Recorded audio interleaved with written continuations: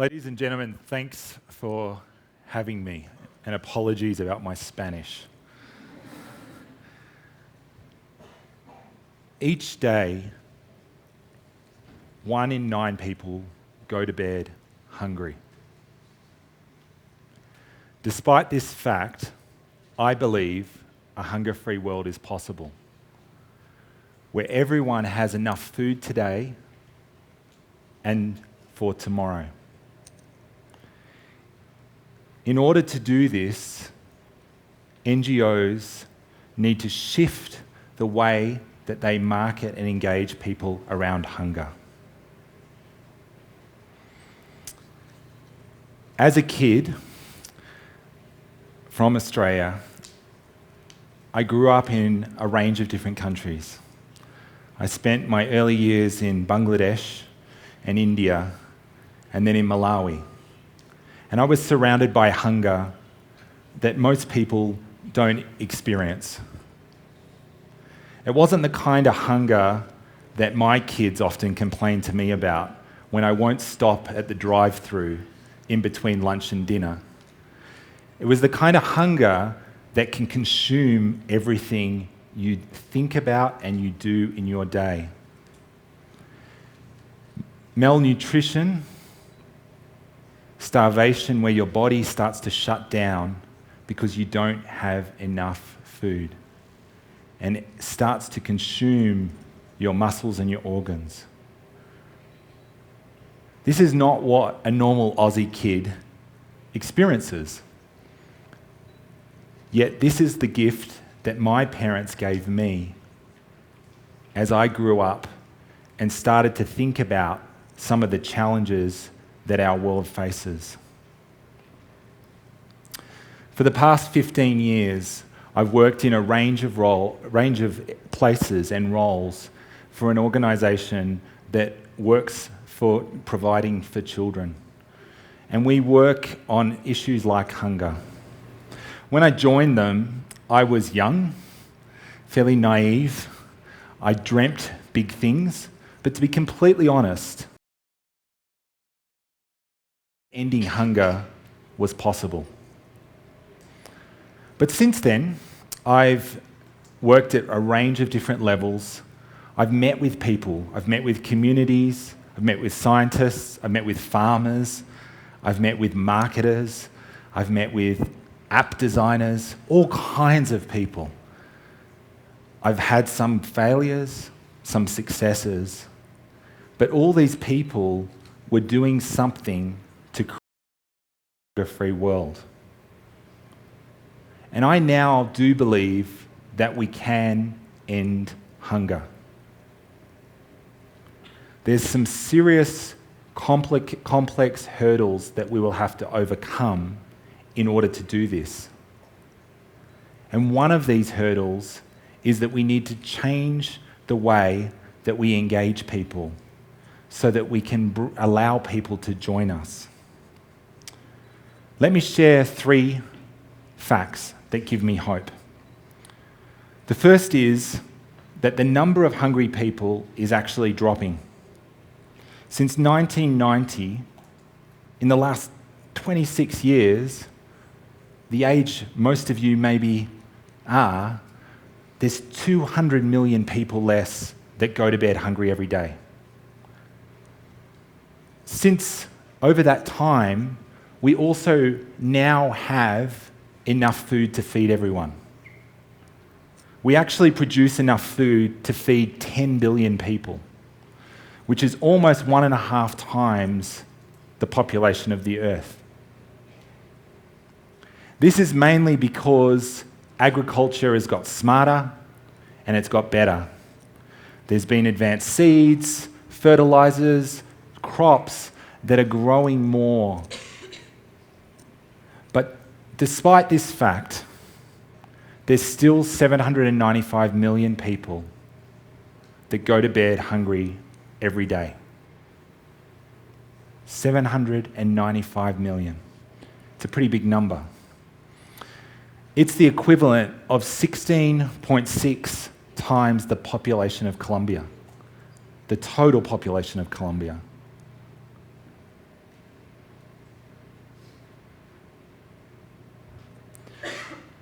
So despite the fact that the number of people that are hungry is dropping, that we also now have enough food for everyone and also another half planet, we also know now how to grow more food, and that's getting better every day. The food's not getting to the people that need it. Distribution and access are really critical issues for creating a hunger-free world. But that's not what I'm going to talk about today, because I'm not an expert in that space. What I do know is that we need more people. If we can get more people around the world actively engaging on the problem, around the problem, thinking about the problem, I believe we can be part of the solution. So I think what we need is to create a way for more people to join. We can't just have the same people fighting this issue if we want to end hunger. We actually need to enable more people to join us, to raise their voices, and we need the people that are already involved to do more day to day.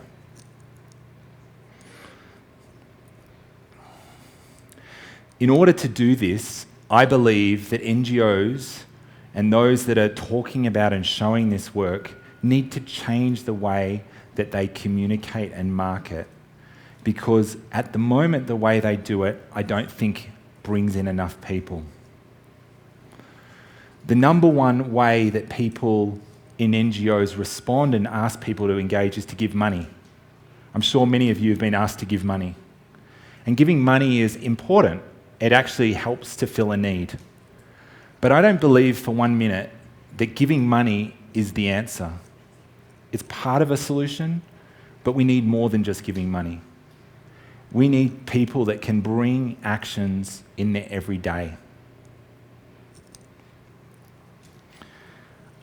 I believe that we absolutely have to change our approach so that we can get the public involved. We need people from all different sectors, not just bringing money, to help us come up with solutions. Some of these images I'm not going to show you for very long because they're pretty graphic, but this is what often has happened when NGOs try and get you to give. They use tactics to make you shocked, to guilt you, and you respond. But what I would wonder is actually, do you engage? You might react with a fleeting reaction and $1 or a donation, but do you actually sink in? Do you take on the issue? So I believe that in order for us to actually change the conversation, there's some shifts we have to do.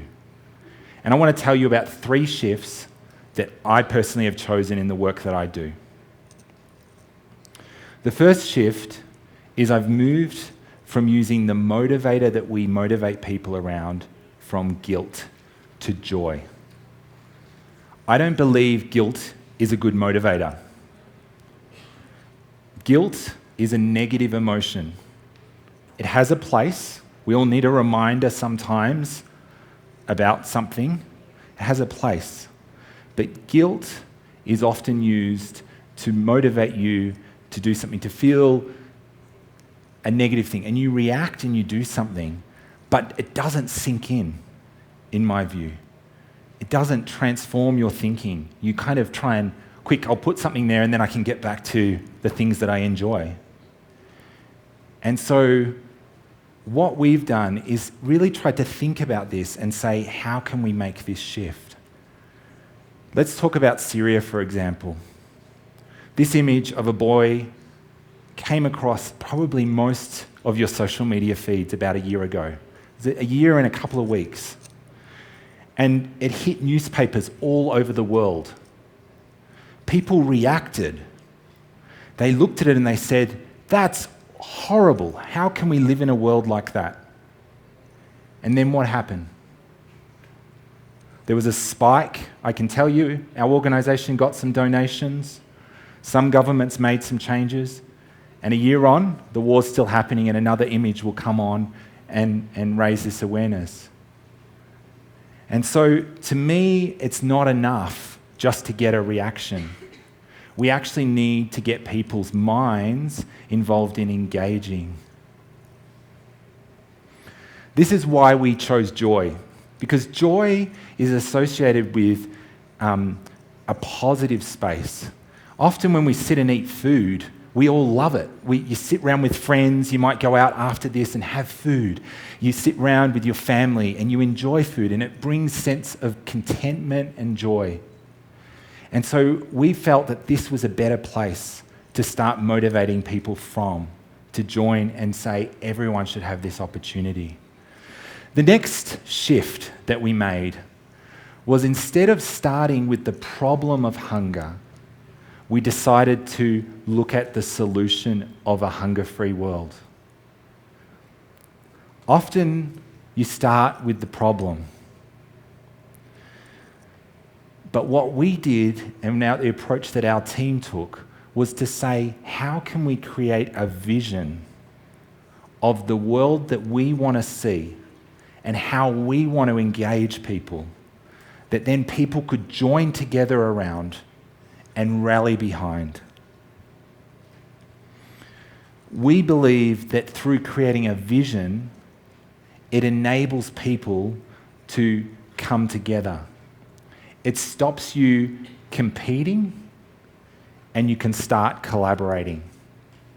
Because under a vision, you know where you want to be. And so with this vision of a solution that you want to go to, then you can work together with other people. You don't have to feel like you're in competition. Often in NGO space, charities compete with each other for donors, for people's attention, for people's voices. They're looking to get you, but at the exclusion of someone else. And that doesn't actually help the issue. So what I believe is that when you focus on the solution, you can actually do that. An example that really jumped out to me was in South Sudan, in a project that I went to visit. It's a project that we ran with the World Food Programme in partnership.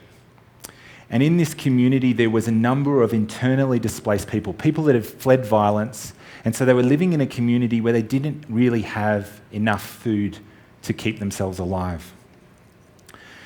In this community, we started to focus on the solution.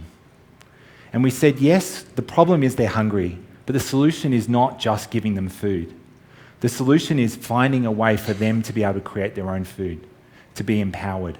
And so we worked with the community, and I want to talk particularly about the young lady there with the orange t-shirt, and it's not because of my orange pants. But she had 3 kids that weren't in school. Each day she would go house to house trying to offer to do jobs, to collect a few dollars to get something for her kids. She came into this program and she worked with 11 people. The World Food Programme actually provided cash, a small cash payment. And this cash payment was part of a program called Cash for Assets. And why they gave cash was that the cash could then be used to buy food locally. Instead of bringing in food, they could stimulate the local market and help the local food producers to actually get an income, whilst also helping her.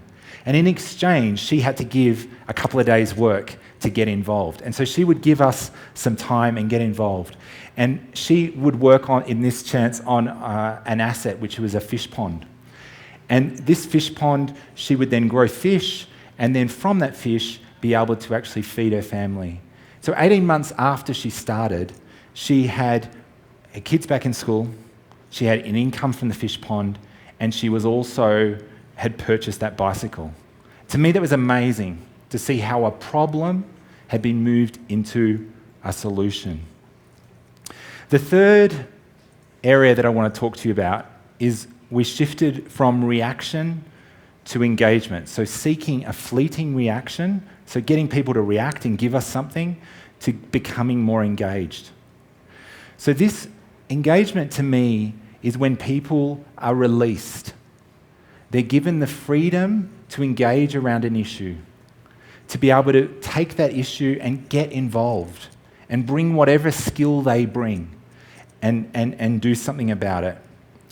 Dennis de Prescott is a food photographer. He's one of the most influential people in Canada in the area of food and photography.